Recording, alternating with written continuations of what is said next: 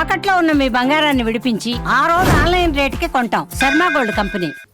నమస్కారం అండి, సుమన్ టీవీకి స్వాగతం. నేను గీతాంజలి. ప్రస్తుతం మనతో పాటు ఉన్నారు జగదాంబ త్రిశక్తి పీఠాధిపతులు తాళ్ళూరి బనారస్ బాబు గురూజీ. వారితో మాట్లాడి ముఖ్యమైన విషయాలు, చాలామంది కామెంట్స్లో అడుగుతున్న విషయాలు నెగిటివ్ ఎనర్జీస్ గురించి అండి. ఎన్నో ప్రశ్నలు వస్తూ ఉన్నాయి. మేము ఎలా గుర్తించాలండి, పలానా వాళ్ళకి ఇలా జరిగింది, మేము వాటి నుంచి బయటపడొచ్చా, అసలు గుర్తించవచ్చా, ఎవరిని సంప్రదించాలి, ఇలా చాలా ప్రశ్నలు అడిగారు.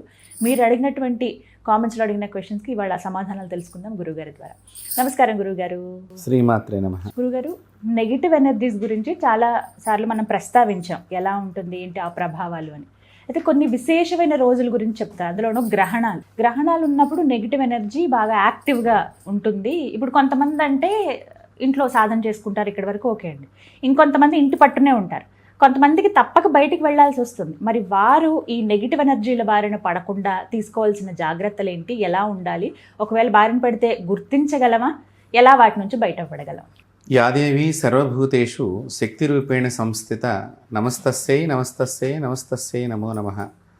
యాదేవి సర్వభూతేషు బుద్ధిరూపేణ సంస్థిత నమస్తస్యై నమస్తస్యై నమస్తస్యై నమో నమః. మీరు అడిగినటువంటి ప్రశ్న నేటి సమాజంలో చాలామందికి ఇది ముఖ్యమైనటువంటి ప్రశ్న. అంటే గ్రహణం రోజున ఎలాంటి జాగ్రత్తలు పాటించాలి అంటూ మీరు అడిగారు. నెగిటివ్ ఎనర్జీ దానిలో ఎలాగా మనం విధిలేని పరిస్థితుల్లో ప్రయాణం చేస్తున్నప్పుడు ఎలా అనేటువంటి విషయాన్ని కూడా అడిగారు. కానీ ఇది చాలా పెద్ద సబ్జెక్ట్ అమ్మా. అవునండి. అంటే సూక్ష్మంగా అర్థమయ్యేటట్టుగా అందరికీ చెప్పడానికి మనం ప్రయత్నం చేద్దాం. గ్రహణము అంటేనేంటి, గ్రహించుకుంటాము అంటే మన దగ్గర ఉన్నది దాన్ని లాగేసుకుంటుంది అనమాట. మన ఎనర్జీస్ అన్నిటిని కూడా అవతల నెగిటివ్ ఎనర్జీ లాగేసుకునేటువంటి శక్తి ఉండేటువంటి రోజు. సో అందుకని మన మహర్షులు ఏం చేశారు అంటే, ఈ రోజుని ఏం చెయ్యాలి, దీన్ని కాపాడుకుంటానికి ఏ విధంగా మనం చేస్తే మన ముందు తరాల వాళ్ళని మనం రక్షించుకున్నటువంటి వాళ్ళం అవుతాము అనేటువంటిది అప్పట్లోనే మహర్షులు చాలా వాళ్ళు శోధన చేశారు.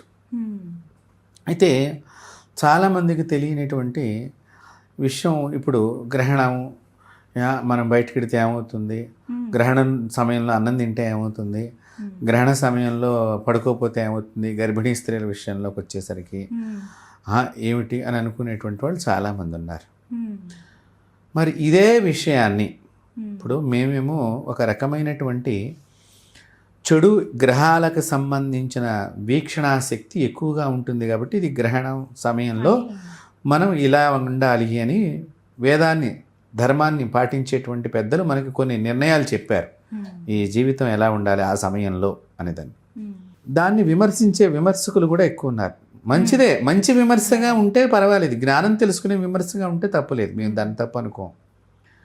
అదే విమర్శకులకి నేను ఒకటే అడుగుతున్నాను, మరి ఇట్లాంటి విషయాలు మీరు హాస్పిటల్లో జరిగినప్పుడు ఎక్స్రేస్ కేంద్రం దగ్గర కానీ, లేకపోతే అక్కడ పెద్ద పెద్ద మిషనరీలో రకరకాలైనటువంటి అల్ట్రావైలెట్ రేస్తో ఉండేటువంటి పెద్ద మిషన్ లోపలికి, బాడీ లోపల తీసుకెళ్ళటం రావడంతో అక్కడ మిమ్మల్ని ఎవరిని ఉండనివ్వరు. బాగా గుర్తుపెట్టుకోండి. ఇంకోటి, పన్నులు పెట్టించుకున్న వాళ్ళు, స్టీల్ పన్నులు కానీ పెట్టించుకున్న వాళ్ళు కూడా ఎక్స్రే డిపార్ట్మెంట్కి వెళ్ళినప్పుడు ముందర చెప్పమంటారు, మీరు ఏమైనా పంట ఆపరేషన్ చేయించుకున్నారా, పన్ను పెట్టించుకున్నారా అంటే. ఎందుకు చెప్తున్నారు ఇవన్నీ చెప్పండి? రేస్ తట్టుకోలేరు కాబట్టి, దాని నుంచి ఏదో చెడు అనేది ఉంటుంది అనేది కదా. మరి అక్కడ ఎందుకు అడగరు, ఇవన్నీ మేము పాటించము, ఇదంతా అవసరం లేదని అంటే? నీకు అక్కడ సైంటిఫిక్గా కనిపిస్తోంది అనేది ఒక భావన, నువ్వైతే చూడటం లేదు. చూసేసిన వాళ్ళు పెట్టిన హెడ్డింగ్స్ని పాటించడం మనం జరుగుతోంది. ప్రతి ఒక్కడు అక్కడ ఏం జరుగుతుంది, ఉంటే ఏమవుతుందని ప్రతి ఒక్కళ్ళు తెలుసుకుంటున్నారా? వెళ్ళి తెలుసుకోవట్లేదు. అక్కడ ఉన్న వ్యక్తి మీరు రాకూడదు, మీరు ఉండకూడదు, మీకు ప్రమాదం అని చెప్తున్నాడు. అదే విషయాన్ని ఋషులు కూడా చెప్పారు.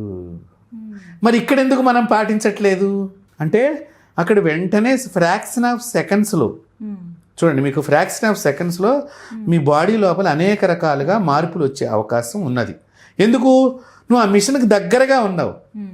మరి ఇప్పుడు గ్రహణానికి కూడా దగ్గరగా ఉన్నప్పుడు ఆ ఫ్రాక్షన్ ఆఫ్ సెకండ్స్ అనేది నువ్వు గమనించుకోగలుగుతావు. ఇప్పుడు గ్రహణానికి దూరంగా మనం భూమి మీద ఉన్నాము, అది భూమికి ఇంత దూరంలో ఇంత ఎట్లా ఉండేసరికి అక్కడి నుంచి వచ్చే ప్రసరణ భూమి మీదకి చేరటానికి కొంత టైం పడింది. కాబట్టి ఆ టైంలో నీకు అది కనిపించటం లేదు దాని ప్రభావం అని అనుకుంటున్నావు, కానీ అది ప్రయాణం చేసి వచ్చి నిదానంగా చూపిస్తుంది. ఆ నిదానంగా చూపించడానికి కొంత సమయం పడుతుంది. అది గమనించుకోవాలి ప్రతి ఒక్కరు. గ్రహణము అనేటువంటి విషయంలోకి వస్తే నెగిటివ్ ఎనర్జీ అనే దాన్ని చూస్తే కనుక ఇక్కడ రకరకాల మార్పులు వస్తాయమ్మా మనుషుల లోపల. మనుషుల లోపల వస్తుంది, ప్రకృతి లోపల వస్తుంది, రాజ్యాన్ని పరిపాలించే రాజు బుద్ధి లోపల కూడా వస్తుంది. ఇప్పుడు చూడండి, మీకు గ్రహణాలు వచ్చినప్పుడల్లా గ్రహణానికి ముందరగా కొంత సమయం నుంచి కూడా ప్రపంచంలో గత కొద్ది రోజుల నుంచి అనేక రకాలైనటువంటి విపత్తు వాతావరణ సంకేతికమైనటువంటి సమాచారం మనకి వార్తల ద్వారా అందుతోందా లేదా? ఇప్పుడు రేపే గ్రహణం అనగానే 2 రోజుల ముందర ఏం జరిగింది? ఎంత యుద్ధ వాతావరణం లాగా జరుగుతుందా లేదా?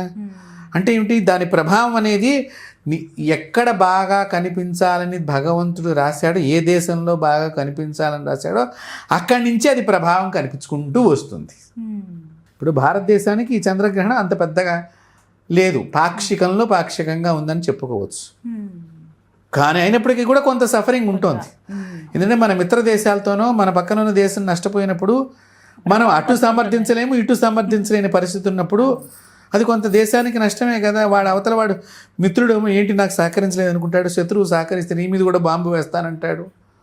ఇలాంటి పరిణామం కనిపిస్తుంది. ఇదే నెగిటివ్ ఎనర్జీ అంటే.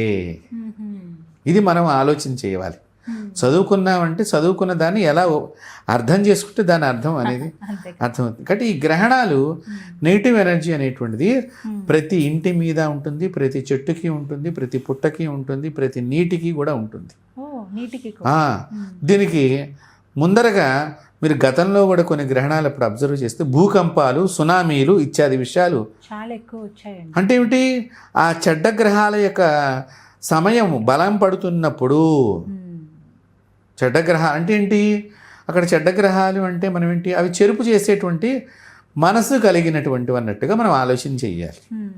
దానివల్ల మనకి ఇక్కడ ఏదో ప్రమాదం జరగబోతోంది. సో అట్లా ప్రకృతిలో అనేక మార్పులు జరుగుతాయి. అందుకని మన ఋషులు ఏం చేశారంటే ఈ గ్రహణాల సమయంలో మీరు భగవంతుడి ఆరాధనతో ఉండండి. నామమంత్రమో, స్తోత్రమంత్రమో, ఒక హోమమో, ఒక జపమో, ఒక పారాయణమో ఆ సమయంలో ఉన్నప్పుడు ఈ మంత్రశక్తి వైబ్రేషన్స్ అన్నీ మీ శరీరం, మీ చుట్టూ ఆరాకి రక్షణ కవచంలాగా ఉంటాయి. సో అక్కడ కూర్చున్నప్పుడు కూడా ఇంకా చెప్పాలి అంటే కొన్ని చిట్కాలు కూడా చెప్పారమ్మా మన ఋషులు. దర్భలని దగ్గరగా పెట్టుకోండి. దర్భాలను దగ్గరగా పెట్టుకుని మీ ఆ దర్భాసనం మీద కూర్చున్నప్పుడు ఇంకా మీ దగ్గరకు రాకుండా ప్రొటెక్షన్ ఉంటుంది. అదొకటి. అలాగే నిమ్మకాయలను కూడా దగ్గర పెట్టుకోవచ్చు అమ్మా. ఈ నిమ్మకాయలు కూడా ఈ దుష్టశక్తికి సంబంధించినటువంటి ప్రభావాన్ని మన దగ్గర ఆప్ చేస్తాయి. కాబట్టి ఈ గ్రహణ సమయంలో మీరు ఇందాక చాలా అది నేటి యువతకు చాలా, ఎందుకంటే చాలామంది తల్లిదండ్రులు వాళ్ళ పిల్లలు యాక్సిడెంట్స్ అయ్యి ప్రమాదాలకు గురైనప్పుడు చాలా బాధపడుతూ ఉంటారు. సో అక్కడ నెగిటివ్ ఫోర్స్ అనేది వాళ్ళని బాగా ఆ ప్రమాదం దాకా తీసుకెడుతోంది. నెగిటివ్ పనులు చేయించడానికి నెగిటివ్ ఎనర్జీ వాళ్ళని ఎక్కువగా దరిచేరి వారి చేత అలా ఏటట్టుగా చేస్తుంది. కాబట్టి యువత ఇది తెలుసుకోవాలి. ఇంత విపులంగా మనం అందిస్తున్నాం. అంటే ఇక్కడ ఈ సమయంలో గతిలేని పరిస్థితిలో ప్రయాణం చేయాల్సి వచ్చినప్పుడు ఈ దర్భని, నిమ్మకాయని మీరు పసుపు వస్త్రంలో మూట కట్టుకుని మీ దగ్గర పట్టుకుని ప్రయాణం చేస్తే తర్వాత గ్రహణం అయిపోయిన తర్వాత ఈ మూటని మీ చుట్టూ మీరు దిష్టి తీసేసి ఎవరి తొక్కని చోటన పడేసేయాలమ్మా. అప్పుడు ఈ గ్రహణ శక్తి అంతా అంటే ఏంటి? మన దగ్గర ఏదో ఒకటి భగవంతుడి రక్షణ కవచం పెట్టుకున్నాం కదా, ఇది అడ్డుకుంటూ ఉంటుంది ఆ ఫోర్స్ అంతటినీ కూడా. సో ఇప్పుడు దాని దగ్గర కేంద్రీకృతం అయ్యింది, ఈ మూట దగ్గర కేంద్రీకృతం అయింది ఆ శక్తి అంతా వచ్చి. సో ఇది బయట పడేస్తే కానీ మన దగ్గర నుంచి విడిచినట్టు కాదు.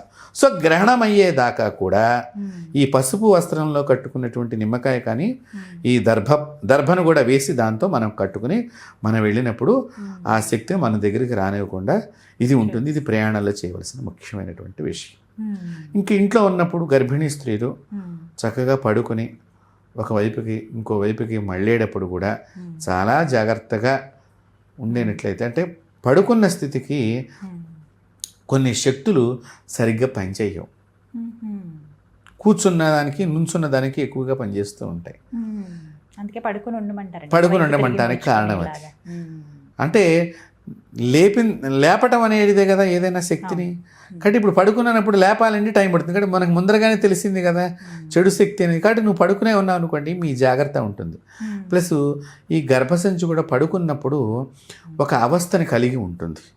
అంటే సహజంగా పడుకున్నారు అని అంటే కనుక లోపల శిశువు కూడా ఆ స్థితిని గమనించి తను కూడా నిద్రకు వెళ్ళాలనేటువంటి స్థితికి వచ్చేస్తాడు.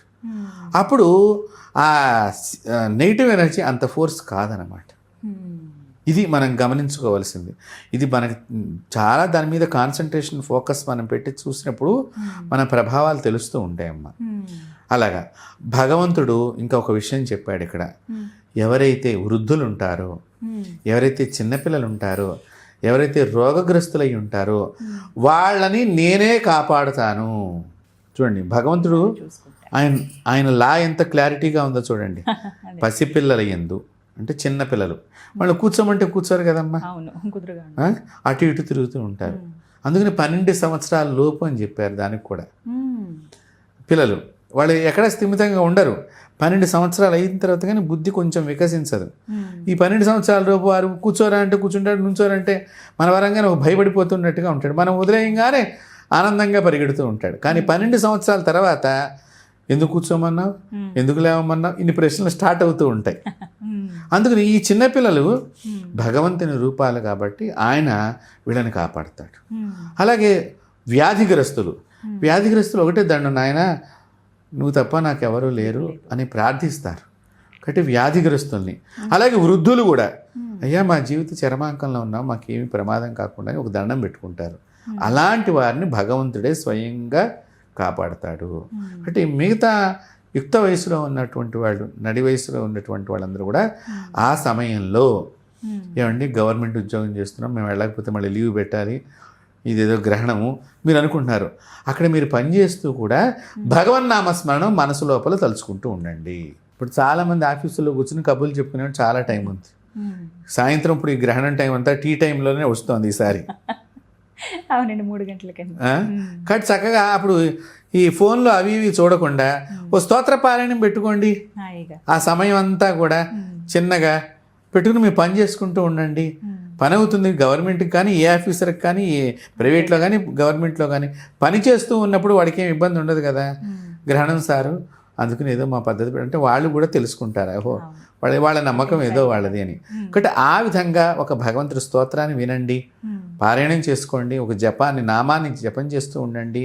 తద్వారా మీకు కూడా దుష్టశక్తి ఆవహించకుండా ఉంటుంది. కాబట్టి ఇది మన గ్రహణంలో నెగిటివ్ ఎనర్జీని మనం దగ్గరకు రాకుండా ఉండటానికి ప్రయాణంలో కానీ మన ఇంటి దగ్గర కానీ ఆఫీసుల్లో కానీ ఈ విధంగా జాగ్రత్తలు తీసుకుంటే అమ్మా మనకి నెగిటివ్ ఎనర్జీ మన దగ్గరికి రాదు. చక్కగా చెప్పారండి. ధన్యవాదాలు గురుగారు. నమస్తే.